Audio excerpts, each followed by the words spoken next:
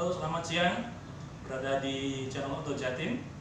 Saya Handi dari Oto Jatim dan ini adalah Mas Roni dari Invita. Hari ini saya akan membahas mengenai hobi seorang sales, yaitu menyanyi, tapi bisa dipakai sebagai potensi untuk menjual mobil. Begitu ya Mas Roni? Kurang lebihnya begitu. Gimana Mas Roni? Ceritain dong, hobinya menyanyi tapi bisa buat jualan. Jadi ini kita sharing aja, pengalaman aja. Saya memang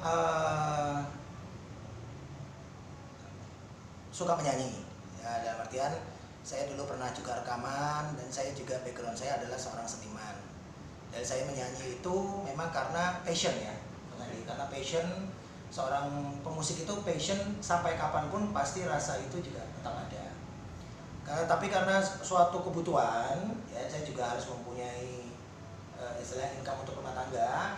Hanya saya menerjuni dunia otomotif, tetapi tidak meninggalkan nyanyi.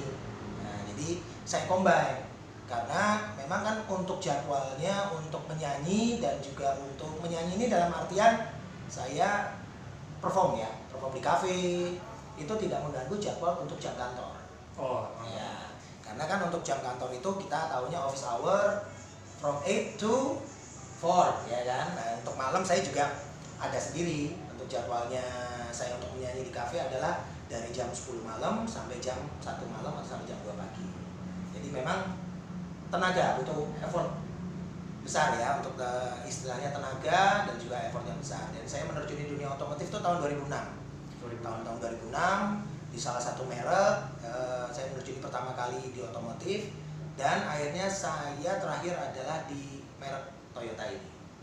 Itu saya bergabung tahun 2010 sampai sekarang. Sudah 10 tahun. Sudah 10 tahun. Posisi terakhir apa ini? Masih sales atau sudah? Posisi terakhir, alhamdulillah sekarang saya sudah sales supervisor ya, tetap sales, tapi saya sudah mempunyai tim. Sudah ada timnya ya? Sudah ada timnya.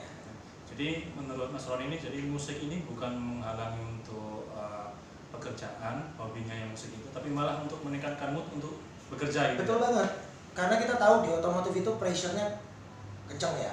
Mas Andi sendiri kan juga pernah mengalami ya, dari sales otomotif, pressure-nya kencang, kemudian juga kita dikejar-kejar oleh target, dan kita sendiri harus punya target ya. Tapi di samping ada target itu, saya mempunyai hobi menyanyi yang istilahnya di sini bisa membuat saya muncul kembali mood. Jadi pada saat itu down, lagi stres, kemudian lagi kondisi benar-benar di bawah tekanan, begitu saya menyanyi, itu semua hilang. Nah, jadi saya ungkapkan, jadi saya tumpahkan semua stres itu di menyanyi. Ketika Anda perform nih di sebuah kafe, itu bagaimana memanfaatkan waktu Anda untuk bisa katakanlah mendapatkan prospek atau sampai tagging SPK segala macam, gimana ceritanya? Ya, jadi saya bicara pengalaman saya ya. Jadi seorang penyanyi itu kan kita juga penjual jasa. Kita adalah seorang entertain yang itu fokus. Jadi dari audiens itu fokus melihat kita perform. Nah, di situ ada yang namanya prospek. Pastinya dong, orang yang ke kafe pastinya orang yang berduit dong.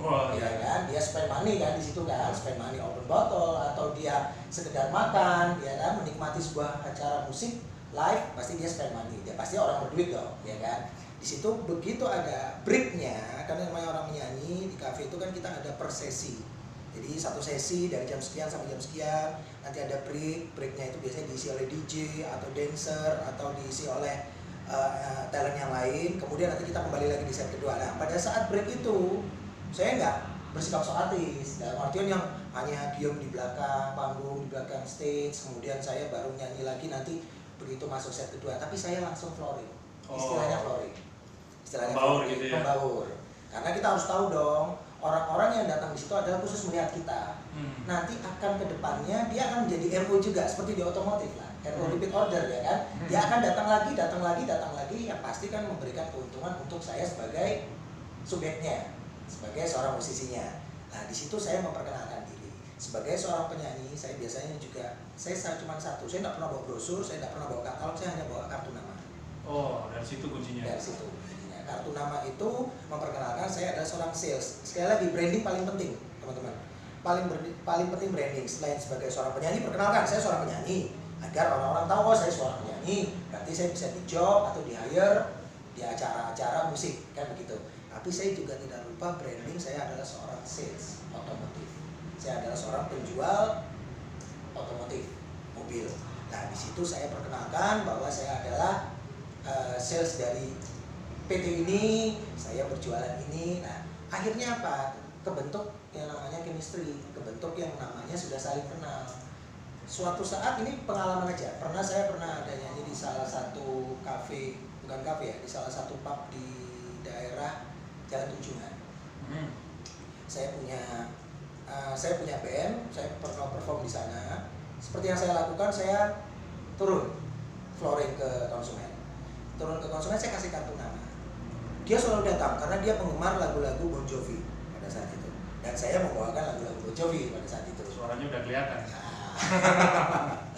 Dia sangat-sangat suka ya, dalam artian dia suka mungkin dengan pertemanannya dengan saya, kemudian juga dengan nyaman dengan musik-musik yang saya bawakan. Saya sodorkan kartu nama. Gak lama kemudian dia menanyakan waktu itu Dyna. Jadi Dyna. Jadi Anda tanpa membuka omongan tentang mobil, tentang produk Anda, dia sendiri udah nanyain langsung. Oh enggak, jadi saya sudah kasih kartu nama kan. Iya, nah, dia beberapa kali datang. Akhirnya dari kartu nama itu, maksudnya dari kartu nama Dari itu kartu dia nama tahu itu bahwa aja. Anda Saya adalah seorang sales. Jadi waktu saya kasih kartu nama kita nggak ada ngomong soal mobil. Tapi begitu dia pegang kartu nama dan dia tahu saya, dia bilang, kamu punya nggak Dyna? Kamu punya nggak? Ini merek Toyota ya, truk ya. Punya Dyna? Punya. Saya mau kirim ke daerah Waingapu. Gitu. Saya butuh 6 unit. Ya udah, dari situ akhirnya saya layani. Jadi saya sebagai seorang musisi yang melayani istilahnya audiensnya dengan Pak ini, dengan kesukaan musiknya dia, saya juga melayani untuk kebutuhan mobilnya. Akhirnya apa? Sampai sekarang dia kalau cari mobil selalu saya. Jadi ini bisnis yang dibentuk dari chemistry. Betul. Dari hobi yang sama. Dari hobi yang sama. Seperti itu. Itu kira-kira dari selama karir Anda menjadi seorang penyanyi dan sales mobil, itu sudah berapa yang terbentuk seperti itu?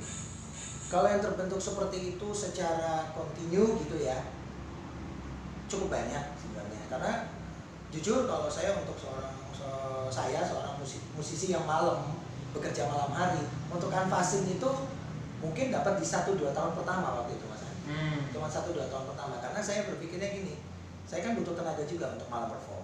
Iya kan? Dan saya juga butuh database. Yang penting kan seorang salesman itu punya database. Yang paling penting kan itu sebenarnya. Nah teman-teman mungkin dengan caranya masing-masing, ada yang canvassing, ada yang mofek, ada yang mobek untuk mendapatkan sebuah database kan, seperti itulah. Saya pribadi mencari database-nya dari sana. Gitu. Jadi untuk terbentuk konsumen yang chemistry-nya terbentuk seperti itu cukup banyak sudah. Jujur saya bilang. Jadi malah kadang-kadang ingatnya konsumen itulah ya Roni Roni yang penyanyi itu loh, yang jual Toyota nyanyi. Karena saya juga branding, mungkin bisa ngecek IG saya, bisa ngecek di Facebook saya selalu branding, saya jualan Toyotanya dan saya juga branding seorang penyanyi. Seperti itu sih. Coba dong, pengen lihat performnya gimana live-nya sekarang. Kita coba ya. Iya.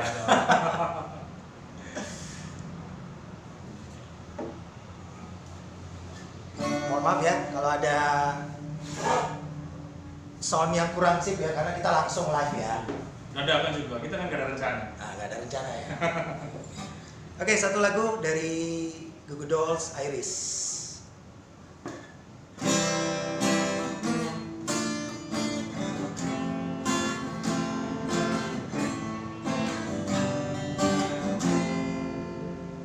And I'll give up forever to touch you, and I know that you feel me somehow.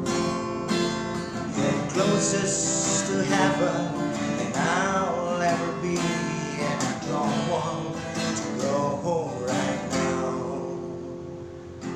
And all I can taste is this moment, and all I can breathe is your light. Sooner or later it's over, and I don't want to miss you tonight. And I don't wonder why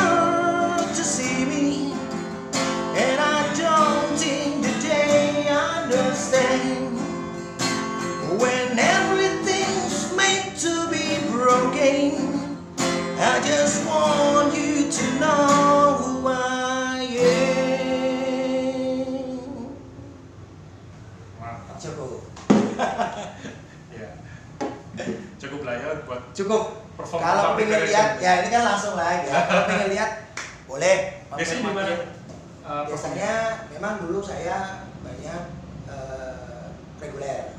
Reguler itu seperti orang kerja dari Monday to Saturday, ada libur 1 hari. Cuman sekarang saya nggak ngambil reguler lagi karena mau satu umur juga dan juga tenaga saya harus bisa bantu efisien. Jadi saya kalau perform tuh biasanya di Athletic, di Colors, kemudian di kafe-kafe seperti Pentagon, ya seperti itu. Jadi berarti pemirsa yang sudah kenal Anda udah tahu dong? Ya rata-rata sih udah. Mungkin kalau teman-teman musisi atau mungkin teman-teman yang itu sudah kenal lah. Bandnya yang mana Pak? Dulu nama band saya adalah namanya Al-Kazam. Al-Kazam. Kemudian ya ganti-ganti sih sebenarnya Mas, cuman ya mungkin orang terakhir band saya terakhir adalah Al-Kazam band cafe. Oke. Sekarang posisi lagi pandemi nih. Ya. Kan kafe-kafe juga lagi istirahat. Ya. Itu gimana? Antara hobi Anda yang masih bisa support nggak dengan untuk penjualan kendaraan ini? Nah ini, jadi masa pandemi ini memang kita diberlakukan adanya pemberlakuan jam malam, kita ada pemberlakuan juga PSBB, ya kan, yang dimana segala operasional yang berkerumun itu tidak diperbolehkan. Cuman kita ada cara, dari kafe juga ada cara, yaitu live streaming. Nah jadi live-nya mereka live streaming di Jakarta aja nggak ada. Jadi cuman yang saya tahu di Surabaya. Di mana ya? Di Colors, dia ada. Kalau dia mengadakan live streaming, memang untuk jam tayangnya lebih pagi. Biasanya kan untuk jam tayang operasional itu untuk live band itu dari jam 10 sampai pagi sampai jam 2 pagi gitu ya. Ini dia lebih maju dari jam 6 sore. Oh gitu. Jam 10 malam udah kelar. Jadi untuk buat teman-teman yang ingin tetap bisa menikmati musik mungkin bisa pantengin live streaming di cafe tersebut. Biasanya sekarang udah banyak yang ada live streaming. Di situ nanti dia buka. Untuk gimana sih? Untuk bisa membantu musisi juga bisa yang untuk nomor rekening nih. Oh gitu. Nah, jadi istilahnya Terus untuk dari penjualan kafenya untuk minuman gimana? Stop dong. untuk minuman ya, untuk kafenya sendiri tetap bisa buka. Jadi untuk umum tapi tidak boleh lebih dari 50%. Jadi misalkan kapasitas cuma 100, kalau saya 100 ya datang cuma 50 gitu. Jadi tetap ada, tapi sekarang untuk kafe-kafe sendiri juga dia menyediakan layanan seperti Gojek seperti itu. Okay. Nah, jadi layanan antar makanannya gitu aja. Ya gimana caranya kita sebagai seorang musisi tetap bisa survive, tetap bisa kita menunjukkan bahwa kita adalah seorang musisi. Nah untuk jangan penjualan korelasinya untuk penjualan ya saya tetap branding. Gitu ya? Ya tetap saya branding.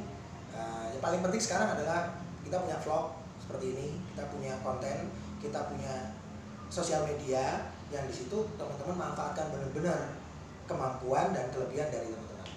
Kalau memang kita seorang sales otomotif, ya why not kita keluarkan semua apa yang pernah kita lakukan seperti foto BAST atau serah terima, foto pada saat kita transaksi. Kalau ada seorang musisi ya tunjukkan, buat konten sendiri, nyanyi, siapa tahu viewernya banyak, subscribe-nya banyak, kan dapat uang.